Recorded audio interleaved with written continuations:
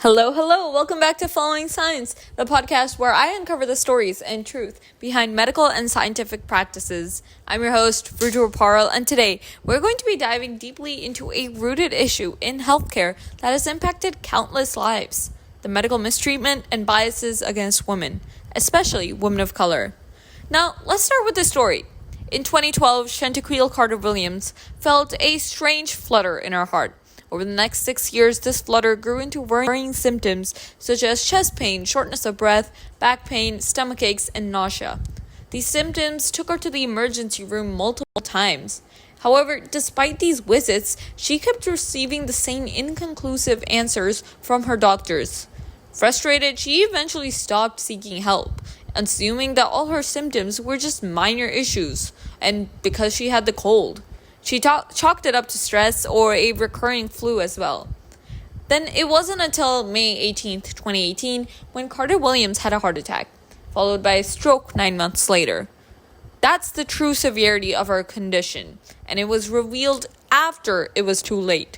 Her college-age daughter had to drive her to the hospital where she was finally diagnosed. Her heart attack and stroke could have been prevented, as they found out, with earlier treatment. But her symptoms were repeatedly dismissed, all because she was a woman of color who was labeled as emotional and hysterical. That brings us to the heart of today's episode: the role of patriarchy and bias in medicine. Today, in this episode, we're going to explore how these biases have evolved and their far-reaching implications.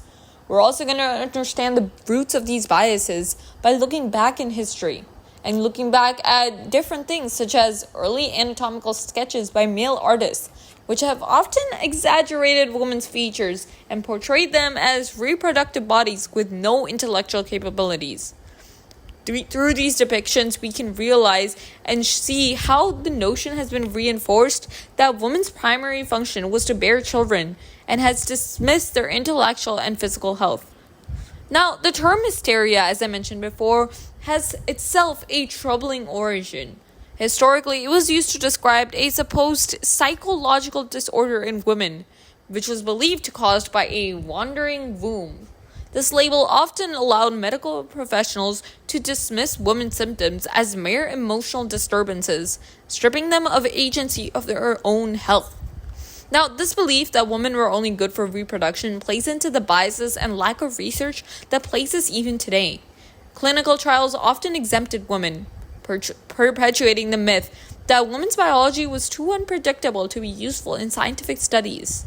This dismissal was later coined as hysteria, a term used to deem women as too emotional to make their own medical decisions. Now, as a research paper in the Journal of Feminisms and Psychology highlighted in 2018, that doctors often fill their knowledge gaps in hysteria narratives, especially when dealing with women who returned repeatedly with unresolved symptoms. Now, this dismissive attitude traces back to Aristotle, who not only helped coin the term hysteria, but also described a woman's body as inverted, defective version of a men's. Now, fast forward to more recent history, and we see how these biases have manifested in harmful ways. For example, in America, an enslaved black teenager underwent over 30 operations without anesthesia at the hands of James Marion Sims, who was often hailed as the father of gynecology. Sims used black women as subjects for brutal experimentation to refine techniques he would later use on white women, who were afforded the comfort of anesthesia. Now, these practices weren't just cruel, but they were justified under the guise of protecting women by excluding them from clinical trials. This exclusion meant that medical advancements today are based primarily on male biology, leaving women at a significant disadvantage. Now, it wasn't even until 2014 that the National Institutes of Health acknowledged the problem of male bias in clinical trials, and even later in 2016 when they mandated the inclusion of female subjects in research. Dr. Janine Austin Clayton of NIH has pointed out that detrimental effects of this male-centric approach has occurred. We know far less about female biology now, and that has serious implications for women's health. Now, the medical exploitation of women of color didn't just end with Sims. Throughout history, these women have been subjected to harsh and unethical treatments. The belief that black people were less sensitive to pain than white people a dehumanizing myth, has often led to widespread mistreatment and neglect. This bias continues today, as seen in the higher rates of maternal mortality among Black women and the frequent dismissal of their pain and symptoms. Modern medicine will often reflect these historical biases because we see that women are often offered minor tranquilizers and antidepressants instead of the pain relief that they actually need. They're also less likely to be referred for further diagnostic tests because their symptoms are assumed to be psychological rather than physical. This is especially true for Black women who face significant barriers in getting medical professionals to take their concerns seriously. The result is a tragic number of preventable deaths.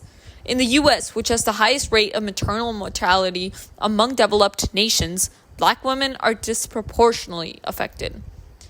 Now, the historical notion that women's emotions profoundly influence their bodies has created today's stereotype of the hysterical female patient. This stereotype is ingrained in our medical system, affecting the treatment that women receive.